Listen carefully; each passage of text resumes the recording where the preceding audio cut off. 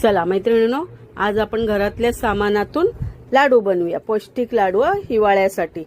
तर हे बघा, मी काजू घेतलेत, बदाम घेतले, ते तुपामध्ये तळून घेतले, आणि हलीम होते घरामध्ये, सुकं खोबरं सुद्धा होतं, आणि हे बघा हलीम आता मी तुपामध्ये भाजून घेते।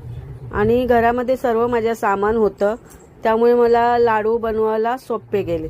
मी बाहेरून सामान काहीच आणलं नव्हतं, म्हटलं चला एवढं सामान आहे आपल्याकडे, मग हिवाळ्यासाठी आपण पौष्टिक लाडू बनवूया।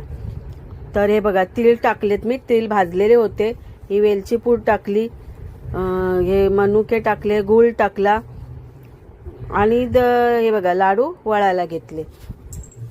बघा मस्तपैकी लाडू आता वळते आहे मी, आणि ताट भरून लाडू झाले।